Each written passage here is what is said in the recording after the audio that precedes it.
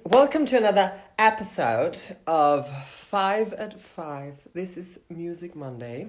Let's get into it. Okay, everybody, give it up. Vanessa Amorosi. Should I change my camera around the other way? I mean, you don't have to.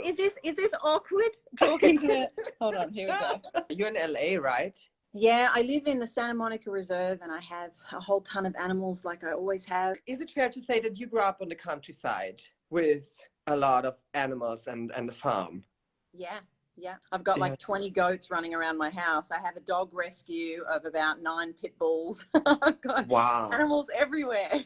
You must be extremely busy, not just because of that. When I travel, I have really awesome people that I leave in charge. But at the moment, because of the virus and stuff, it's just been all on me. I've been releasing a new song every Monday. So I've been working on a track every week on top of being this farm chick that's cleaning up shit and moving animals around and screaming at goats because my studio's at home. My neighbors must think I'm insane because they must just hear me going, shut up! How does a day look like these days? I wake up around 5 a.m.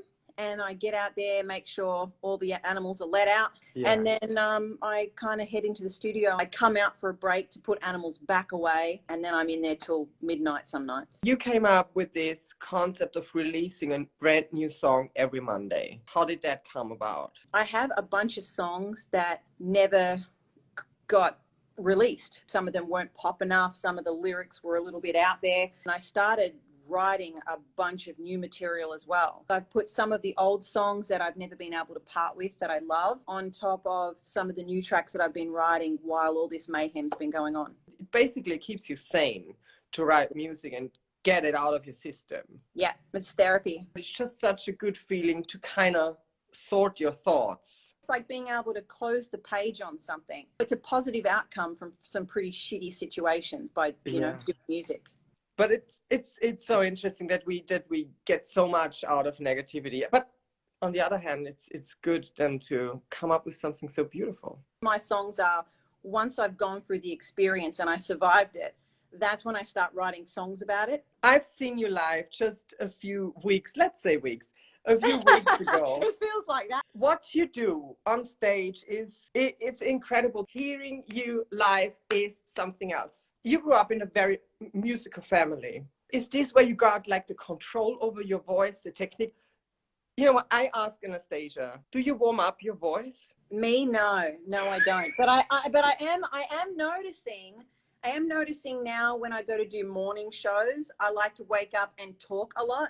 As a youngster, there was no such thing as not being able to mimic another singer. Then because I sang so much, I started developing my own thing, my own chops, my own way of accelerating and highlight and shade. As I've gotten older, I've been blessed enough to be able to step into different worlds of music. So I've spent 7 years working the whole gospel thing. So I really had to make sure that I was bringing my A game or go the hell home. On top of that, I spent a lot of time doing country and blues stuff as well as pop music. And that's the thing that kills me a little bit, is that people only know me from my songs from when I was 16 and they're all pop songs and I love them. But as a vocalist, I'm far from that now. You know what? I have to tell you, thank you so much for coming to my show. I feel like now you've seen what it is that I do, and it's not just what I released when I was a kid. It's current.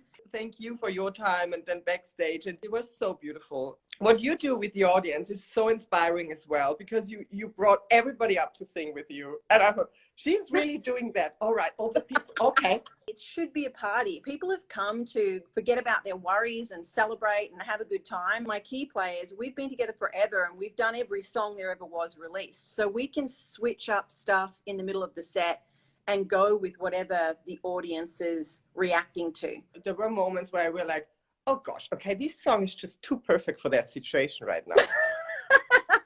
But the feeling you have for your audience, it's really, really inspiring. No, I really appreciate that. I saw that you co-hosted Australia Day. How was it for you? Horrifying. I couldn't wait to get to the performance parts. I feel quite awkward and it's not my normal conversation. I swear a lot. That was fun. to experience it. But the main thing for me is performance. I want to write music. I want to do a bunch of different styles of records. There's so many things musically I want to do, and I want to do it right. I want it to sound authentic. I want it to sound like I live in those worlds. I don't think I'll have enough time mastering that and mastering how to do the other side of the TV world. As you said, you love everything authentically. Do you write about other things when it comes to a certain music type? No, it's still coming from similar places. It's just how I tackle the pocket of it, the sound of my singing, my chops, the way I ad lib. And normally when I sing soul music, I go for a more bottom end tone. Yeah. Versus if I was to sing country. So that don't wish it away, don't look at it like it's forever. I would make it more like smoothie round, and then if it was country, it would be like, don't wish it away, don't look at it. It's a brighter tone. Have you thought about giving math classes? No, I would be terrible at it. I know how to create the shapes vocally, but the lingo is not my thing. No. How do you know that this is your country, that this is your country voice? It just feels right. So it's the pocket, it's the sound. But for me, like the challenge is it's still me, but it's adapt. Like if I was to play guitar, a really good guitarist has a signature sound. Yeah. You know, like they work on their sound being the way it is, but still doesn't mean they can't play other songs. So it's the same with the vocalist. Like you should be able to adapt to what the music's doing and not go, yeah, the music's this, but I'm going to sing my sound that's always this. But in saying that, I still sound like me. I don't think I sound like a different artist. That's the beauty of also of the control of your voice, that you're able to do all those different tones and timings. I have to disagree with you. I think you would be an amazing teacher. I'm taking notes in my head what to do. Well, thank you. Can I tell you a funny little story? My roommate and myself, like we're talking, I don't know, 2000-ish, I don't know. You sang at the Summer Olympics. You did Heroes Live Forever. I mean, how high can someone go?